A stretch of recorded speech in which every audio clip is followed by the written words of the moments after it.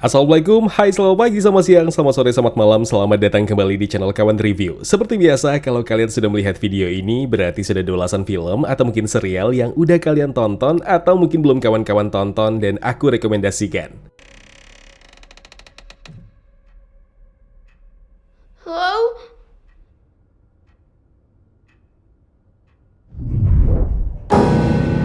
Horor.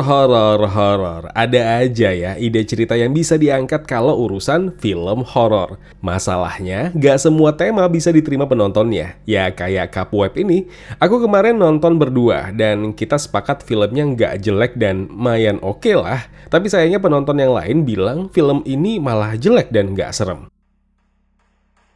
Ya gimana sih Cok, namanya juga soal selera, itu kan subjektif. Cuma berkaca kembali dengan film-film horor ampas berseliweran mau itu produksi lokal ataupun Hollywood, Cobweb justru film yang layak dipertimbangkan buat ditonton. Terlepas masalah film ini, ya nggak bisa dibilang sedikit juga. Sok atuh ku awali dari yang bagus-bagusnya di film ini. Cobweb bukan film horor yang menakut-nakuti penonton dengan teror setan penghuni rumah sedari awal. Melalui pendekatan psikologis, horornya dikemas pelan-pelan dan baru digeber habis-habisan sampai akhir film. Mungkin dinilai nggak serem karena jump scare-nya di level low. Ya mau gimana lagi, memang seperti itu filmnya. Cobweb justru kepengen ngebangun rasa takut pelan-pelan, biar di momen yang pas, ketakutan bakal meluap. Dan aku termasuk orang yang akhirnya berhasil meluapkan ketakutan apalagi pas di babak akhirnya.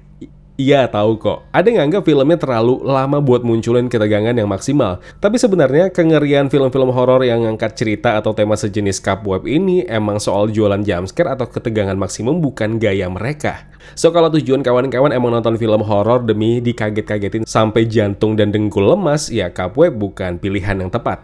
Kemudian penampilan yang cukup menjanjikan antara Lizzy Caplan dan juga Anthony Starr. Kesan horor bisa ditangkap dari dua karakter yang mereka bawakan. Chemistry keduanya sebenarnya baik, cuma emang kurang tergali aja.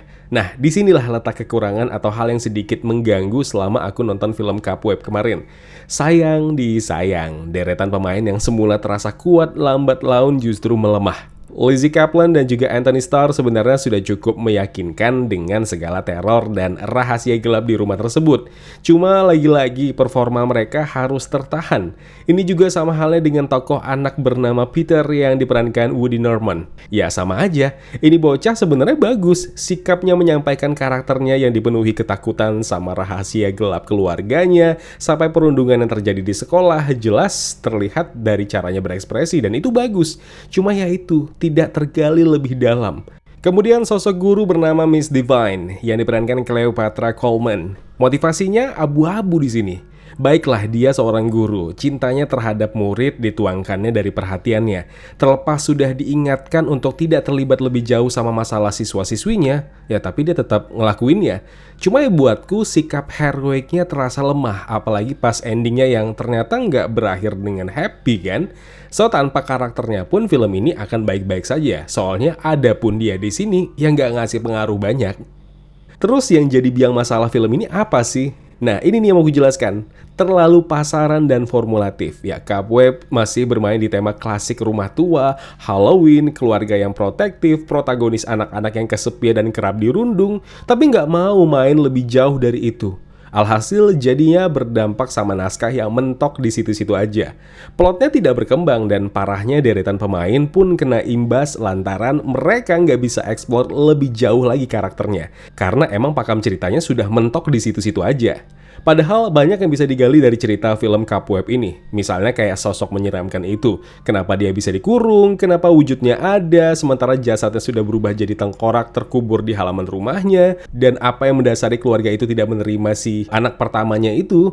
Kemudian kenapa bisa si bocah laki-laki tersebut bisa berinteraksi dengan sosok tersebut. Kalau katanya itu cuma imajinasi si anak, kenapa hal ini juga bisa dirasakan kedua orang tuanya?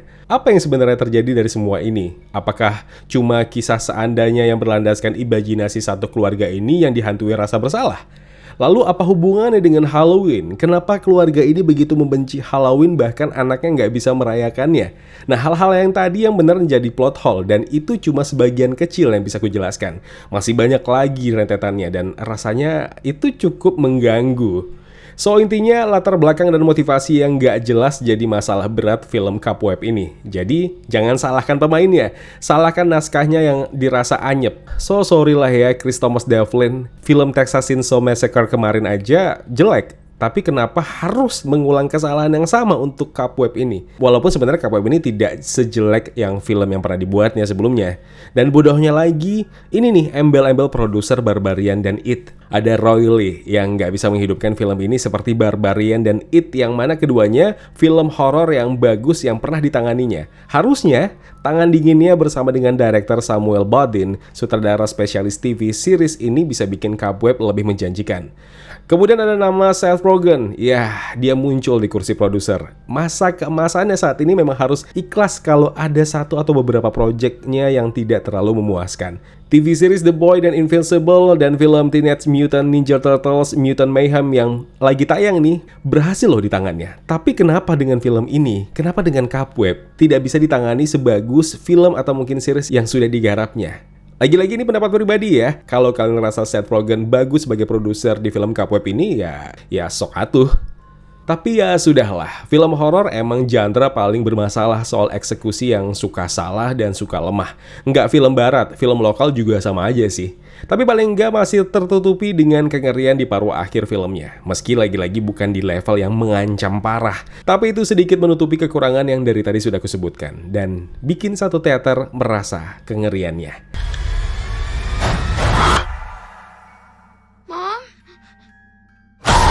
Ya Cobweb bukan film yang jelek, sekali lagi bukan film yang jelek. Walaupun aku tadi sudah sampaikan beberapa kekurangan dari film tersebut. Bagus banget juga enggak, cuma masih layak lah buat ditonton. Walaupun yang sangat disayangkan filmnya berakhir dengan akhir yang, ya you know lah.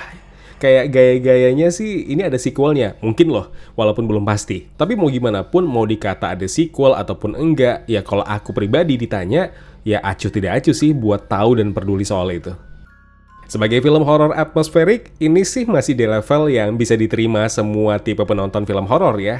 Terlebih karena nggak butuh tenaga ekstra buat nahan takut, terutama buat kalian yang lebih takut sama film horor ketimbang takut sama tagihan pay later yang entah kapan lunasnya. Giliran mau lunas, ada aja yang mau dibeli lagi. Ya kan GBLK.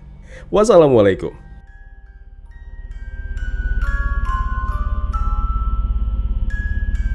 Ya kawan-kawan, terima kasih telah menonton video review ini. Jangan lupa klik tombol like-nya kalau kalian suka, klik tombol dislike kalau tidak suka. Klik juga tombol subscribe dan bell notifikasinya biar nggak ketinggalan review film terupdate lainnya.